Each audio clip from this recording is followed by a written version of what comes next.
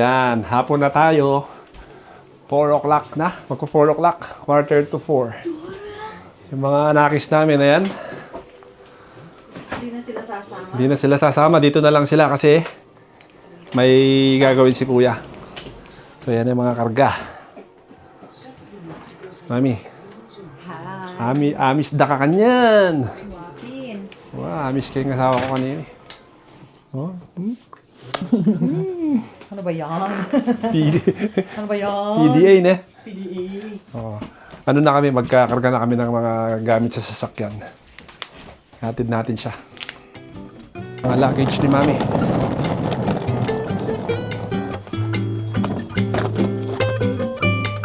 Bigat ah.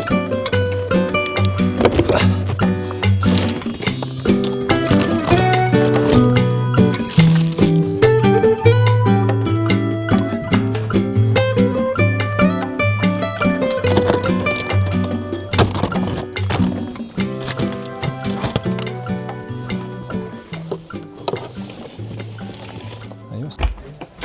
Did you say bye-bye to Mom? Yeah. Huh? Yeah. Yan si Mami. Kailangan natin ng ano. Kuha muna tayong cash. Oh, start ko na yung sasakyan. Medyo nakakalungkot, no? Kaya lang ganun talaga. Gusto man naming umuwi lahat na sabay-sabay.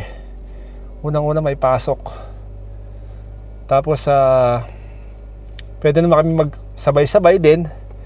Yun nga lang, ang mahal ng pamasahe. So, si Mami na lang. Yan. Siguro sa susunod, ako lang mag-isa din. Ganun lang.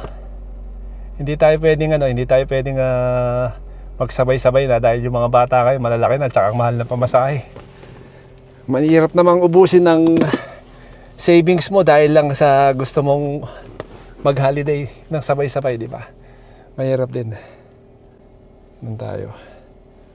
Hanapin na natin. Nakano na siya actually.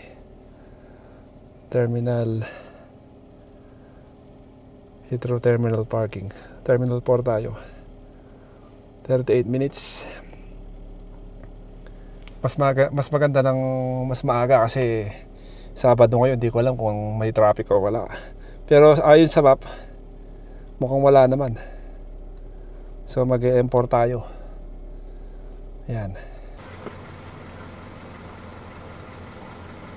Nag-withdraw muna tayo. Pamasahe. Yung matanda kanina hindi niya alam yung pin niya.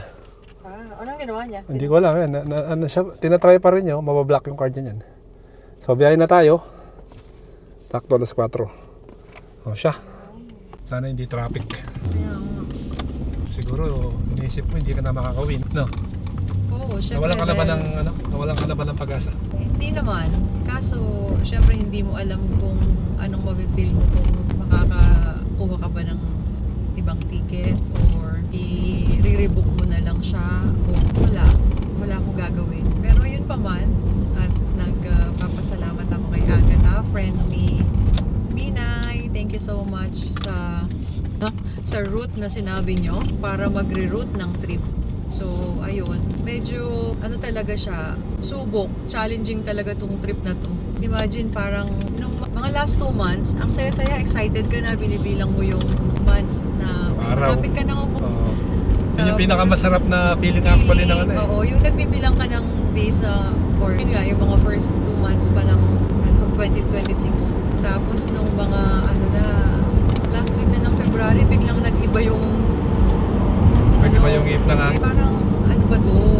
Matagal mong hinintay.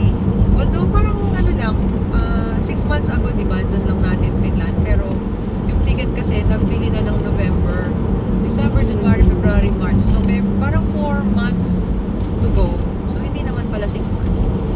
So yun, nung mga December na, January na, syempre 2026 na-excite ka na umuwi. And then nung pumutok na itong balita ng gera, actually hindi pa nag-sink in sa akin. Merong isang asawa ng pasyente, hindi ko makakalimutan yun eh, parang Thursday yun. Parang nagsimula ng Saturday ba o Friday na 28 or 27, 28 na nag-start. Sabi niya, you make sure you check your flight. Tapos alam ko nang may conflict na gera. Pero hindi siya, parang na-alarm ako. Hindi ako na-alarm kasi parang feeling ko hindi naman ako affected pa dahil parang 2 weeks pa. Siyempre, Matagal pa. matagal pa, 2 weeks pa ako. Aba, akala ko naman mga 1 week lang matatapos na ang usap-usapan ng gera na to. Hindi pa, nagtuloy-tuloy. So, alam ko, itong week na to, na parang hindi na talaga ako, wala na, hindi na ako makakaalis. Kasi parang hindi naman sa mahilig ako sa geography, nakita ko na kung ano yung airspace ng Qatar na ina-avoid, kung saan dadaan. Parang sa flight radar, every single time, pagkagising ko ng umaga, anytime na meron akong break na pwede kong silipin na ano ba, may news na ba sa Qatar Airways kung cancel ba yung flight ko, hindi pa ako na sa ganun. Parang Wala pa. nag-hope pa ako talaga na, ay nako, hindi pa siya nakaka-cancel. Kasi ang Qatar Airways, gusto nila, tingnan mo sa flight status, tapos everyday tinitingnan mo yung kung makaka-cancel ba yung mga flights, or hopefully may kasunduan na maayos na, matatapos na yung gera. Kaso hindi hindi siya naayos. Hindi pa siya naayos. So sana lagi kong pinagdadasal, sana po matigil na tong war. Hindi lang dahil gusto ko mag-travel. Kasi maraming affected. Siyempre yung negosyo, kagaya niyan, yung mga mag-holiday o yung mga gustong bumisita sa family for whatever reason na gagamit ka ng airspace, di ba? Kagaya ngayon, affected din tayo sa gasolina. So, yung pinakamalaking talaga doon, yung economy ng bawat bansa. So, sana naman matapos na to, ang gera na to. So, in short, nung parang isang kaibigan nung kasama ko sa trabaho, sabi niya, kasi yung flight niya Wednesday, yung sa akin di pa siya nakakancel. Tapos sabi niya, Tuesday yun, pupunta siya sa Heathrow Airport. Kasi pag Heathrow Airport, parang feeling mo, aalis ka na, departure na kaagad. Yung sa kanya, meron siyang sinabi na ang gagawin niya is involuntary reroute. So, sinearch ko kung ano yun. Ngayon, may mga kasi, sa terms and condition ng Qatar Airways, or kahit siguro anong flight ang kukunin mo, kailangan natin, ito pa yung talagang importante pala sa mga ganyan na circumstances or conflict, na titingnan mo kung ano yung mga rights mo as a passenger. So, yun, tiningnan niya yung sinearch niya kung paano, kung anong gagawin. Ang galing niya kasi, kung hindi dahil doon, syempre hindi rin siya makakakuha ng ticket. Siya pa naman 6 weeks yung holiday niya. Imagine 6 weeks na ibubuk mo ng holiday kung hindi ka matutuloy. Sayang yung holiday na nilive mo sa work. Dito kasi, in all fairness naman, pag binook mo yung holiday mo, kahit anong mangyari sa pagbibigyan ka naman na siguro pwede kang pumasok, cancelin yung 1 to 2 weeks, ganun. Pero yung 4 sa kanya kasi, lilipat na siya ng lugar. Pero sa akin, dahil 3 weeks lang yung kinuha ko, 4 weeks yung last week ko dito ako magstay sa UK with the kids kasi school holiday pa yon ng Easter break. So sabi ko, unfair naman kung hindi ko susubukan kasi na makakuha ng ticket kasi mawawala lang yung holiday ko. Although syempre makakasama ko yung family ko dito, pero sayang kasi pwede namin gamitin yun for summer break, di ba? Kaysa yung nasa bahay ka lang at hindi ka rin makakapagtrabaho. So yung kasama ko, yung kaibigan niya, nagpunta siya ng Tuesday, nakakuha siya ng nagpa-reroute siya. So kasi pag nagpapa-reroute, ang bibigay na flight sa'yo is yung partner airlines nila. So, kunwari yung Qatar Airways, yung mga partner airlines nila, dun ka nila ibubuk. So, parang hindi pa rin naman mawawala yung customer nila. Although, hindi sa kanila, pero at least sa partner nila, ibubuk ka.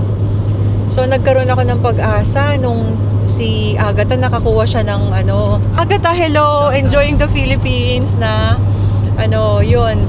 Nakakuha siya ng flights at Oman Air. Maganda naman yung sinasabi ng flights ng Oman Air, yung mga may kasama akong gumamit naman nun, maganda daw. Tapos syempre hinihintay ko yung experience ni Agatha dahil syempre pa rin kahit Oman Air, syempre nasa malapit pa rin ng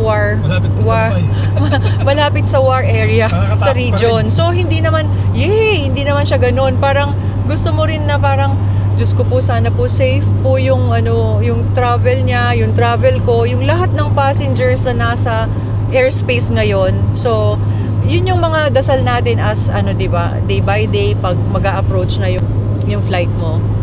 So, to cut the story short, naka-fly siya. Ako naman, nag-offer yung kasama ko sa trabaho. Sabi niya, ate, gusto mo bang mag-day off ka ngayon? Asikasuhin mo yung ticket mo, at least try mo lang. Kasi nakakuha siya. Kasi, ang mga seats kasi ng mga parang chance passenger ka eh. So, hindi mo alam kung meron on the day or kung the day, yung kagaya sa akin, Saturday, yung day ng flight ko. So, ang nangyari, sige, sabi ko, kinausap ko yung manager ko, mag-off ako bukas, Thursday, pupunta ako. Kasi yung flight ko Saturday supposed to be. So, yung Friday, ayoko naman na parang napaka-short time. Paano kung wala? Di ba? Parang at least makukompose ko yung sarili kung hindi ako kukuha ng Thursday or kung pumunta ako ng Friday at hindi ako nakakuha, para meron pa akong time na parang sabihin ko sa sarili ko na, it's okay, you've tried. It's okay, you've tried. Ganon. So, syempre, ayoko naman na sabihin kina mami na although naintindihan nila na baka hindi ako makauwi. And alam Kasi naman nila sabi mo na, diba? for safety naman sabi ka na hindi ka uwi. Parang yung time ng COVID, maiintindihan nila kasi it's a different situation. It's not like hindi ka lang natuloy for pwede naman mong may gagawin ka. So yun nga, nagpunta ako sa airport. This is the experience. Talaga naman, napaka-challenging at saka pinaghirapan ko talaga. So ako kasi, pag umaalis ako, gusto ko kasama si Michael, sinasamahan niya ako. That day talagang naglakas na ako ng loob for the sake of this flight. Oo. Nagpapahatid ka eh. Nagpapahatid ako. Kaso baka mabitin siya. Pasok ako. Oo. Tsaka magpe-prepare ka pa kasi ng lunch ng mga bata just in case.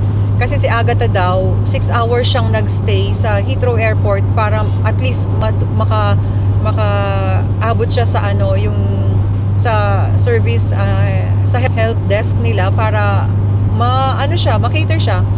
So yun, sabi ko sige, kung 6 hours ako doon, so from 10 o'clock ako, so mga alas 4, yung mga bata dapat may pagkain na para at least pagdating nila, hindi na ako magmamadali. So si Michael, hindi niya na ako hinatid.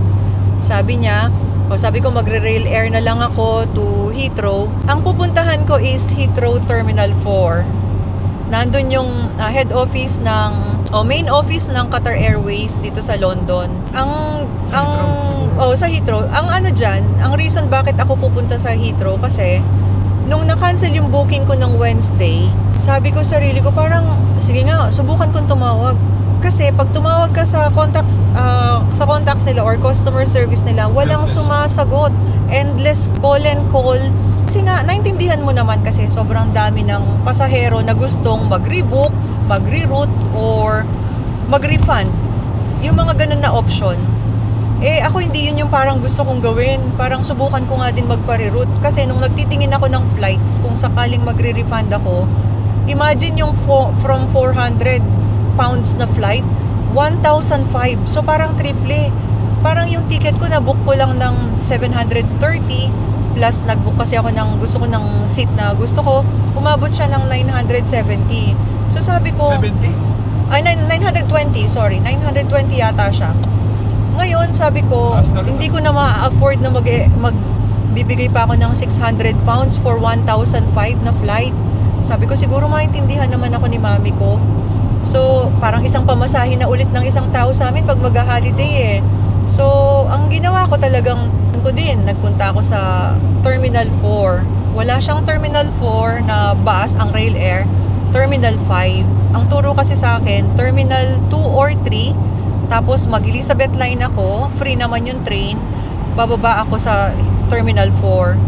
Pero nung nagpunta ako sa Rail Air, sa Reading Station, sabi kasi, you get the bus H30, bus stop 20, it will be every 20 minutes. Sabi ko, sorry, can I just try Terminal 2 or 3 to stop if there is no Terminal 4? Sabi niya, the easiest way is Terminal 5, the first stop, and then go by bus. It will be easy. Sabi nung binigyan pa ako ng maliit na ticket kasi meron siyang pinapamemorize sa akin na bus stop 20, 8:30 every 20 minutes. Sabi ko, memorize ko pa kaya to. Nagbigay siya ng ticket, binibigyan pala niya yung mga customer na ganon. So, in the end, sumakay ako ng bus. Ay, nakarelax ako kasi, ay, ito, nasa bus na ako. Pagdating ko ng Terminal 5, nasundan ko naman lahat ng pinapagawa niya. Umabot na ako sa baba ng Terminal 4. Pumasok ako sa departure yun eh. Actually, bababa ka pala. Ang departure sa baba. Ngayon, sabi ko, tama ba? Sa baba ba o sa taas? Departure? Hindi, departure sa... Sa taas yung departure. Hindi ko na maalala. Sorry. Basta nakaabot na ako dun sa... Arrival sa baba. Nakaabot na ako sa departure ng nandun kasi yung service desk ng Qatar Airways. So, nagpunta ako dun. Along the way doon, nakita ko yung security. Sabi ko, where is the service desk for Qatar Airways? No one is in there. There is no operation in Qatar Airways, so no one is in there. Tapos sabi kong ganun, oh my goodness. Sabi ko, Wala ka ng pag-asa. nawala na ako ng pag-asa. 9:30 pa lang yun. Parang Maaga mo from 8 o'clock na umalis na ako. Tapos pagdating ko na 9:30, 1 hour and a half ako from Reading. Wala pala akong aabutan doon. Ay grabe. What a situation. Tapos? Ngayon, nagpunta ako doon. Aba, naghintay-hintay ako. Wala Tinawagan talagang, mo, sabi ko, dali, maghintay ka. punta ako doon close, walang tao. Pero nung si Agat ang nagpunta, alas 10, meron ng tao doon. Nung nagpunta ako, wala. Sabi ko, tinawagan ko si Michael, naku, walang tao dito. Maghihintay-hintay muna ako kasi parang 9:30 yun. Ngayon, nung nandun na ako, syempre, konting breakfast lang kinain ko. Sabi kasi yung kasama ko sa trabaho, ate, magbaon ka na ng lunch kasi just in case mahaba yung pila mo. Mahaba yung pila or patatagalan ka dun, kailangan meron ka ng lunch. Tama-tama talaga yung advice kasi kung aalis ka sa linya mo, nasa likod ka ulit. Imaginein mo, galing pa ako ng Reading, kung maliliit ako ng uwi, di ba? So, naghintay ako doon, kumain ako meron akong baon na croissant, tsaka water. Kumain muna ako. Nag-music ako. Ay, hindi pa ako nagla-lunch noon. Ano pa lang, yung parang, yung nag-snack muna ako. Nagmerienda ako. Tapos may dumating na inchik, siya, taga dito siya, Guilford naman. Nagpunta daw siya 2 days ago, but since hindi pa canceled yung trip niya, hindi pa siya pinagbigyan na mag-rebook. Pupunta yata siya sa Hong Kong, attend ng kasal. Eh di nagkaroon ako ng pag-asa, sabi ko, ay pinabalik siya. So ibig sabihin, may magiging magtatao dito. Which is, siguro parang, parang walang tao dito? Sabi niya ganyan. May dumaan na tao na nagtatrabaho din doon, sabi niya, wait, let me go to their office. I will check if there is someone there. Aba, bumaba siya. Wala pa.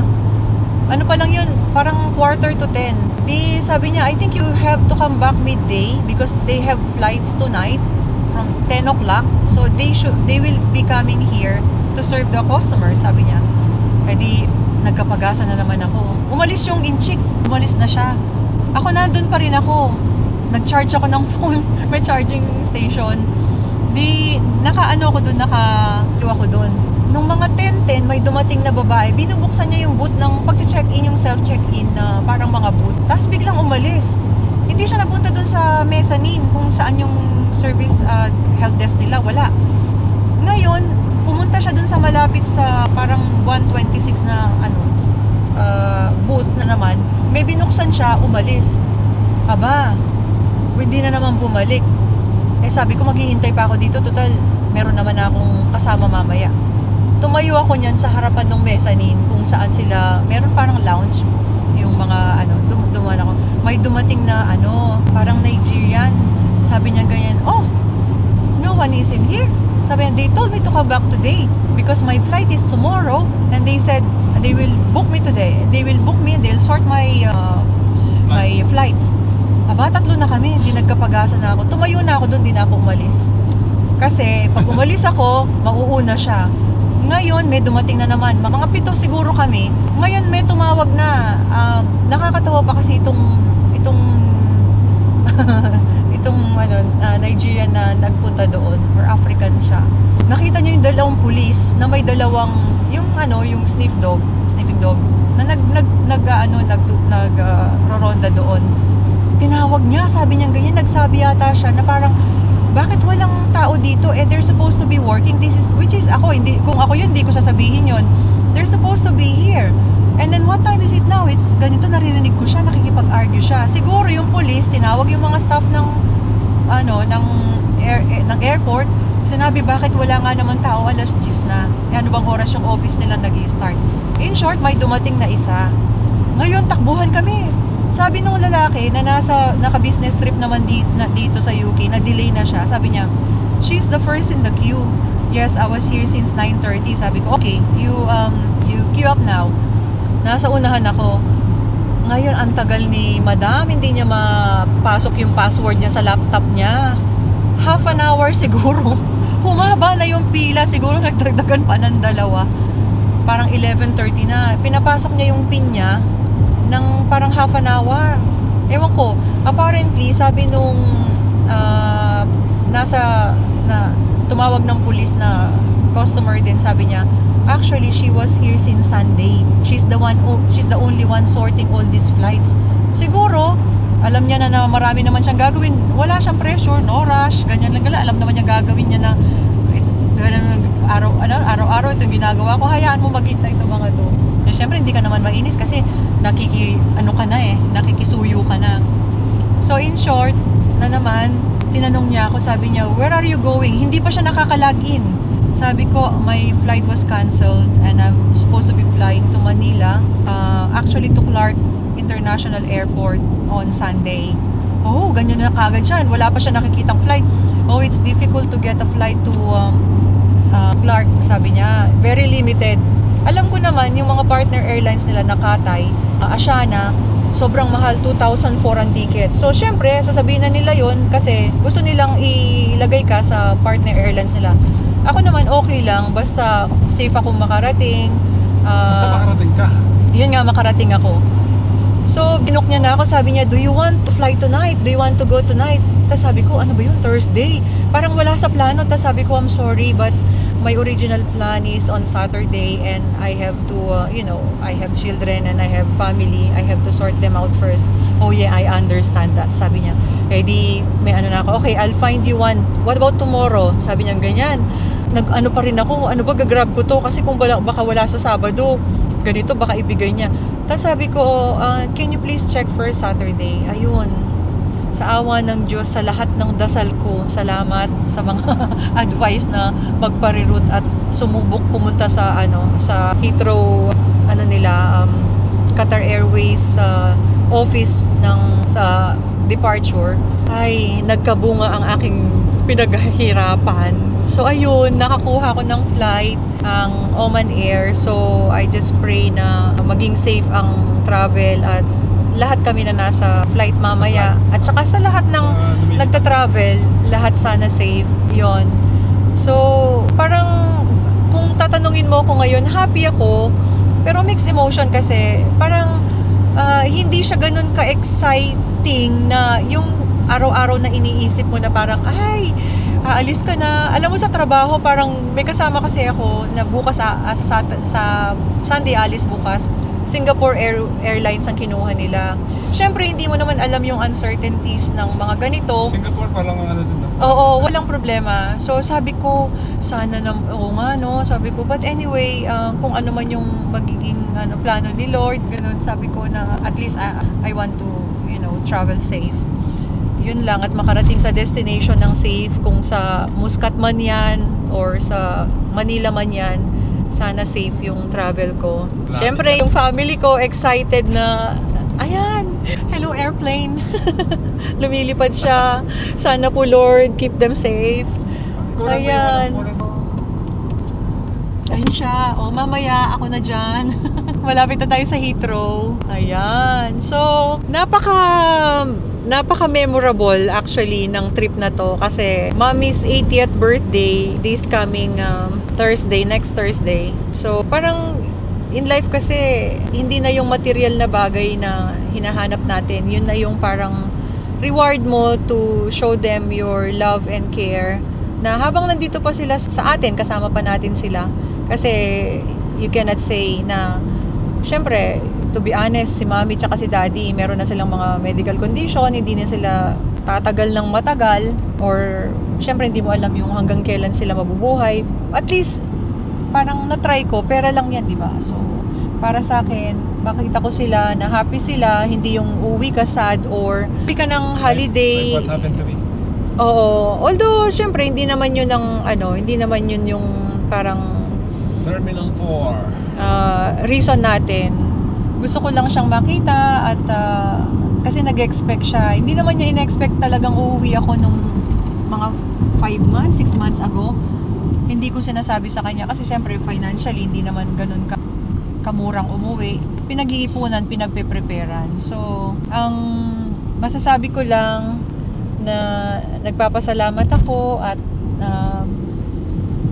ayan, papunta na ako sa airport. Mga aking mga katsikahan ngayon sa mga nanonood, ang aking ever supportive na Daddy Mike na siyang nagsabing, umuwi ka, 80th ni Mami. Sabi niya ganyan. Kasi nakita nila Kasi ngayon, pag mga nakikita mo sila na nag-online ka, nakita mo silang tumatanda, di gaya ng dati noon na parang, ay, matanda ka na pala, Mami. Parang walang mode na makikita mo talaga sila. Ngayon, dahil may messenger and everything, nakikita mo na tumatanda. But then, pag nakita mo sila in person talaga, ay, si Mami talagang mahina na maglakad, yung mga ganyan-ganyan. So, parang para wala kang mamiss, wala kang maging guilt feelings, walang regret. Kung pwede naman tayong bumisita, mag-isa mo lang. Ako to first time ko since I came here na may family na ako. Ngayon lang ako uwi na mag-isa ko. Which is I'm thankful to Daddy, napaka-supportive niya. Parang, syempre, sanay kasi kaming umuwi ng lahat kami So, yung me time ko, parang, syempre, tinitingnan ko pa rin naman sila sa Anong sabi ni Joe? sa ring. Bachelor? Sabi nung kasama ko, parang bachelor's mode. Kasi siya pag umuwi siya mag-isa niya. So, sabi niya sa akin na ba, or si Michael daw ang bachelor's mode kasi wala ako. Hindi, ganun talaga pag hindi mo sila kasama, mamimiss mo sila. Pero, yung mga bata, naintindihan naman nila. Hindi na namin sila sinama kasi may activity sila at saka para may kasama si Kuya sa bahay. So, nandun na rin si Joakim. Ayan. So, malapit na po tayo. Mahaba ng sasakyan. Kasi ngayon, weekend yung mga bumabiyahe, ayan ang haba. Mga cargo yan, mga itatransport nila by air. Yan ang mga, na-memorize mo na tong, Hindi, may sat na ako. Ano ka? Okay. Maliligaw ako dito. Kaya, andito na naman po ako sa Heathrow Terminal 4, ang departure ng aking flight. So, ayan. Okay.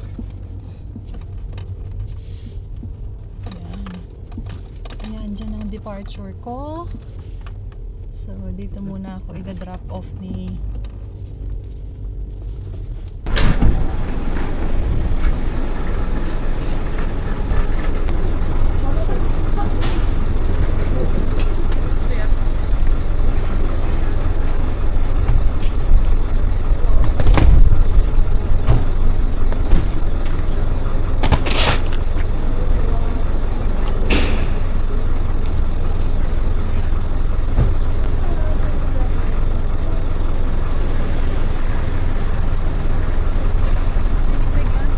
Bye-bye. Bye-bye.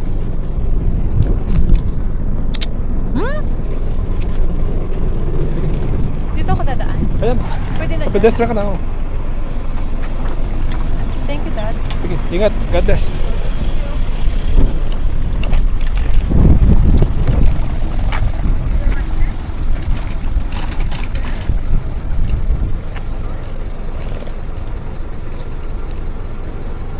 Sige.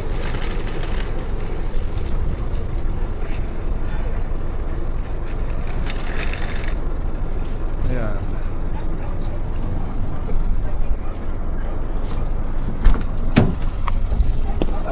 Ay. Ayan. Kakalungkot Medyo nalulungkot ako Anyway. Ayan, dito na tayo sa Reading. Ang ganda na sikat ng araw. Nakakasilaw lang, sobra. Anong oras na ba? 5:22. So ayan, hindi ko pa message si Mami. Pero may message na siya sa akin, hindi ko pa nababasa dahil nag-drive ako Ayan, hopefully siya sa Pilipinas safely. Yan, nakakamiss ka na, May. Hindi ka pa man lumilipad. Namimiss na kita.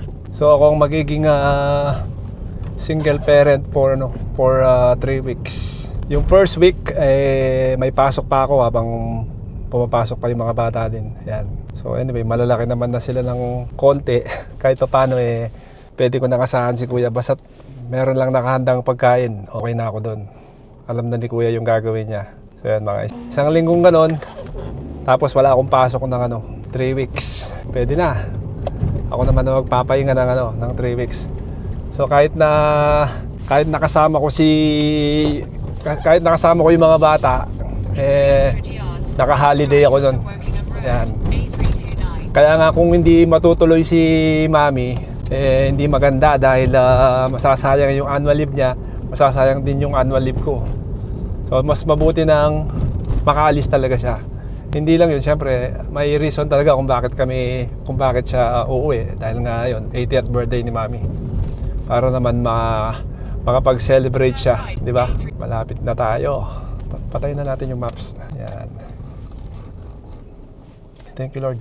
Medyo traffic sa M4 kaya daming sasakyan pabalik. Buti na lang hindi tayo na traffic.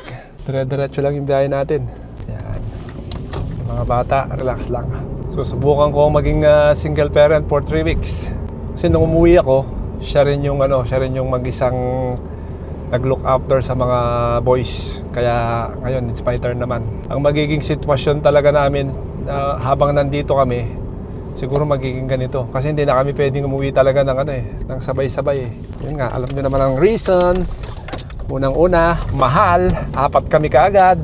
Kailangan pag-ipunan ng todo bago makauwi. Kasi ang time lang na pwede naming makauwi ay during school break. Pag school break naman, sobrang mamahal naman ng ticket. Kaya mas okay na isa-isa na lang. Yan. Habang may inuuwian pa kami. Kasi darating yung time, wala na. So habang meron pa, di uwi tayo. Yan. Pwede naman tayong mag-overtime para makaipon ng pamasahe. Pero yung mag-iipon kami para sa aming 4, medyo hindi namin yun. Sa ngayon, ayaw na naming magpagod na sobra. Pag-overtime ka para lang makauwi, ayaw na namin gawin ni Joyon. Matanda na kami pareho. Yan. Ginawa ko yun nung 2023 na umuwi kami. Grabe, wala akong every time na pwede akong NHSP, mag-extra talagang ginagawa ko. So sabi ko, hindi ko na muna gagawin yun. Yan. Anyway, nandito na tayo sa bahay. Malapit na. Ang dami nakapark ka. Parang nawalan ako ng parking. Uy, kalapati. Doon tayo sa dulo. Dito tayo. Thank you, Lord, for guiding us on our way. Ayos.